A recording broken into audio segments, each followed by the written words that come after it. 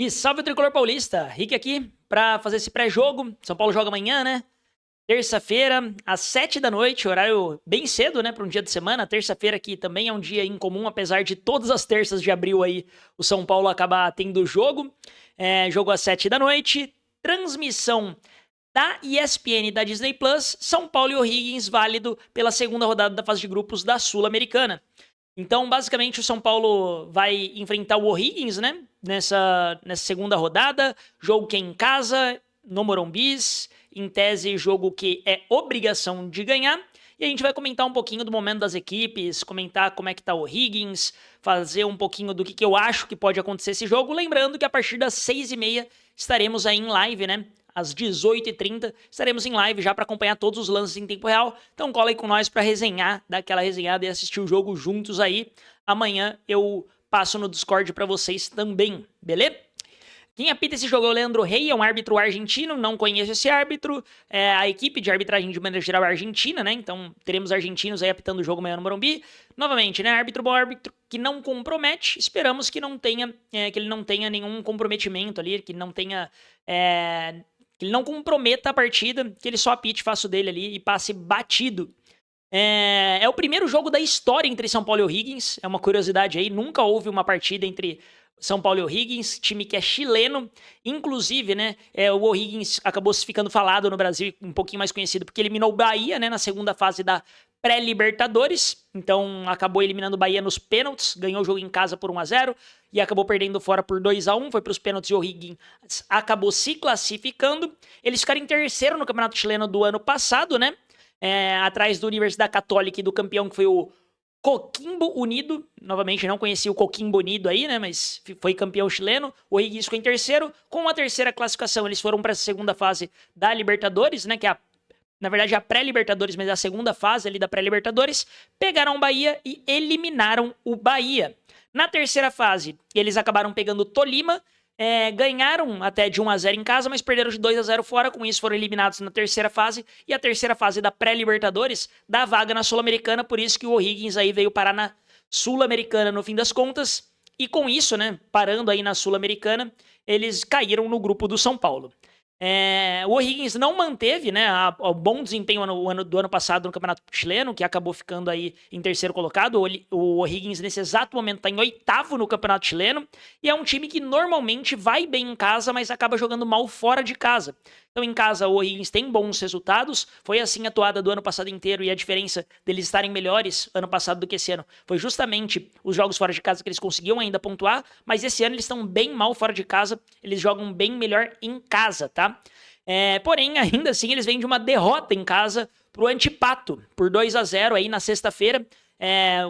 Os campeonatos, de maneira geral, da América do Sul tem sempre jogos na sexta-feira, né? O Brasileirão que não implementa, que tem jogos só sábado e domingo.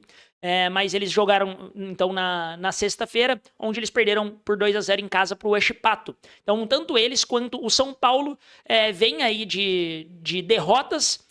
O O'Higgins vai ter que viajar até o Brasil, né? Então, eles têm essa questão de viagem. E a parte, entre aspas, aí, né, ruim pro São Paulo é que o São Paulo vem de um jogo desgastante, de um jogo contra o Vitória que perdeu de 2-0, que tava com um a menos, e vem de uma viagem mais distante até do que a do O'Higgins, né? Então o São Paulo jogou no sábado enquanto o O'Higgins jogou na sexta. Então, em questão física, a gente tem que ficar atento aí com os atletas, torcer para que ninguém se lesione e que a gente consiga, ainda assim, estar com boa parte dos atletas em condição, tá?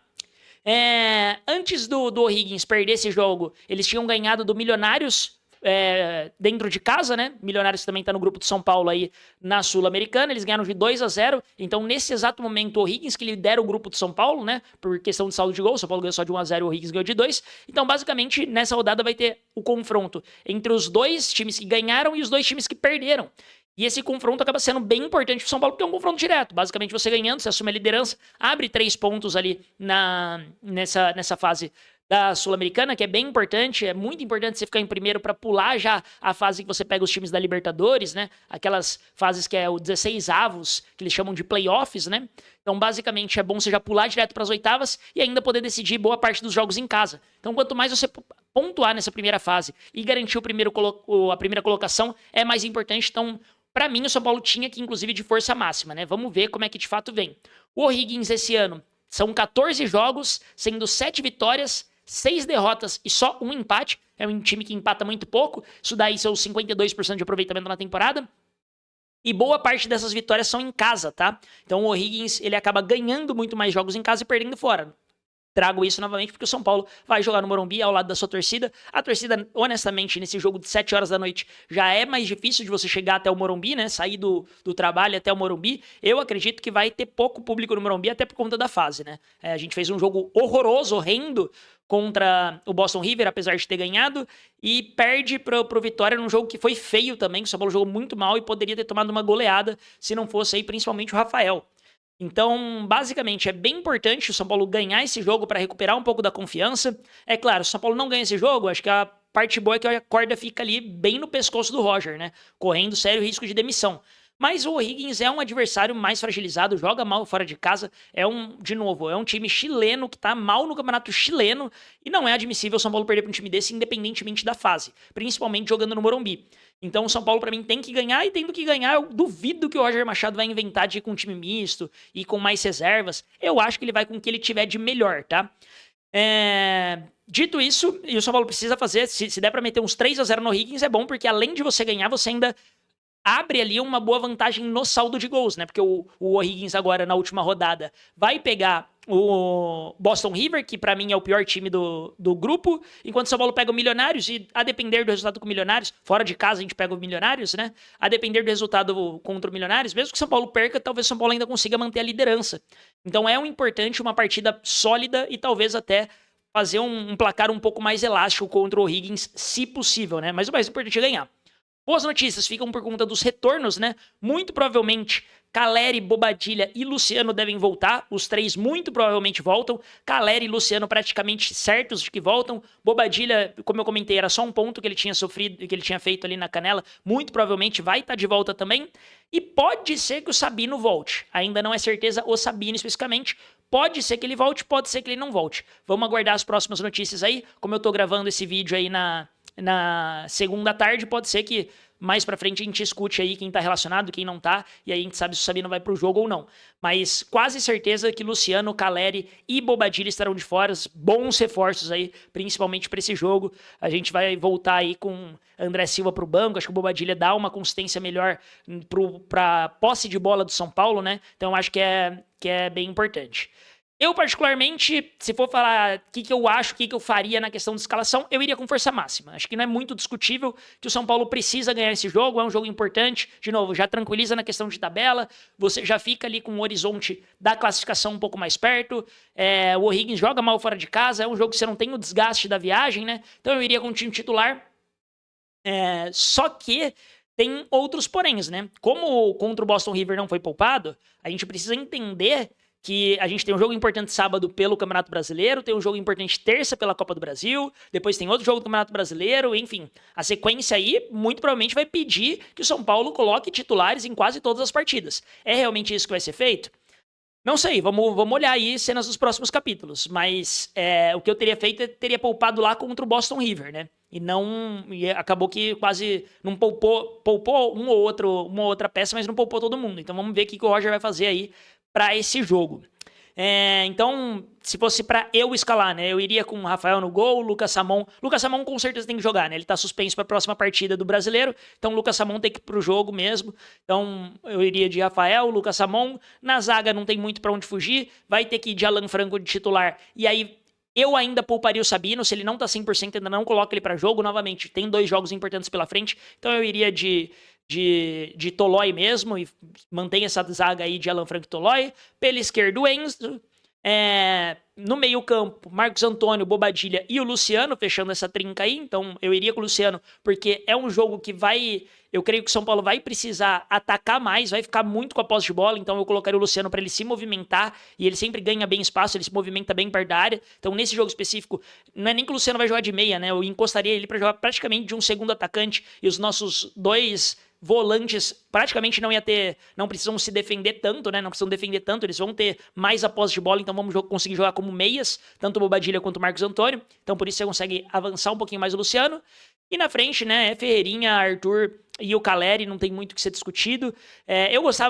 Confesso que eu gostava mais da escalação com o Crespo, sem pontas, mas se o Roger entende que a melhor escalação para São Paulo é jogando com pontas abertos, essa é a escalação do time titular e é quem eu iria, tá? Eu acho que o único que eu pouparia ainda mais um jogo é o Sabino por não estar 100% ainda, ao que tudo indica, tá?